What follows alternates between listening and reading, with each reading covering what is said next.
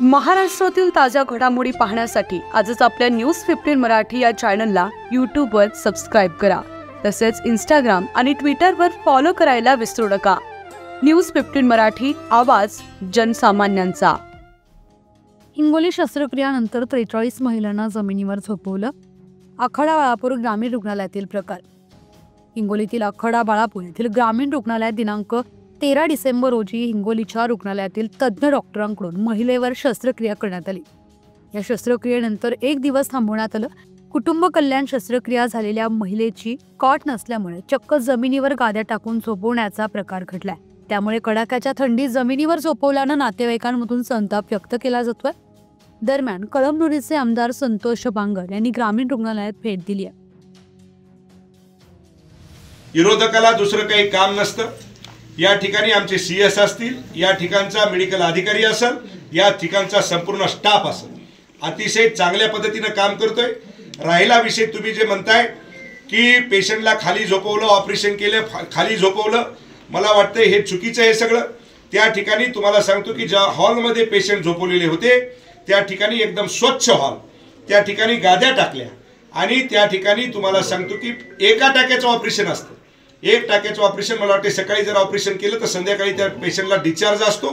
त्याच्यामुळे कुठल्याही प्रकारचं सर्व नातेवाईकांना मी बोललोय की तुमची या ठिकाणी कुठे काही गैरसोय झाली का, काही झालं का।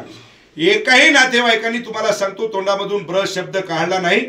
3 दिवसाच्या पूर्वी या ठिकाणी मेडिकल अधिकारी आणि सीएसला मी सांगितलं होतं की आपल्या आजूबाजूच्या परिसरातले कुटुंब नियोजनाचे ऑपरेशन आपण केले पाहिजेत। वारंवार आपल्याला लोकांचे फोन येतात, त्यांना मला वाटते की 120चं टार्गेट असतं। 120चं टार्गेट सोडून तुम्हाला सांगतो की कालचं त्यांनी म्हणजे जास्तीचं काम मला वाटते की या ठिकाणी केलेलं आहे। कुठल्याही प्रकारची चूक कुठल्याही अधिकाऱ्याची का कोणत्या डॉक्टरची नाही।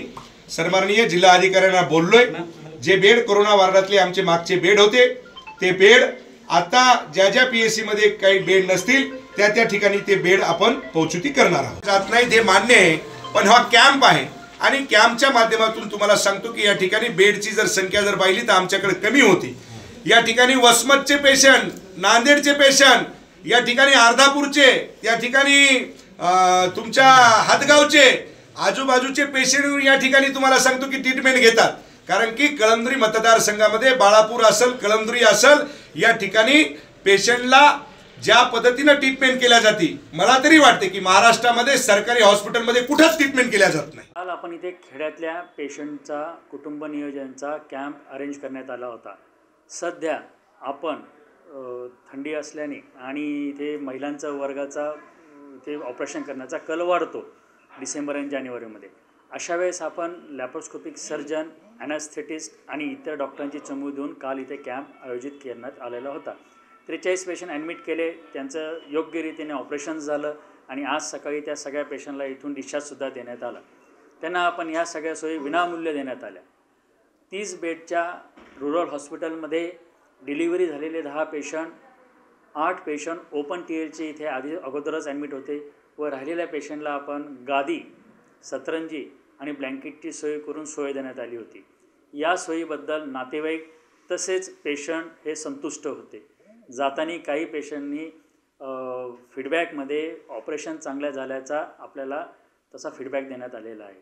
आता सगळे पेशंट स्टेबल आहेत, सगळ्या पेशंटची आपण डिस्चार्ज देण्यात आलेला आहे। मी डिस्ट्रिक्ट हॉस्पिटलवरनं 20 एक्स्ट्रा बेड इथे अवेलेबल करून दिलेले आहेत। त्यामुळे या इथे 50 बेड झालेले आहेत आणि यापुढे प्रत्येक कॅम्पमध्ये प्रत्येक पेशंटला बेड मिळण्याची मी ग्वाही देतो।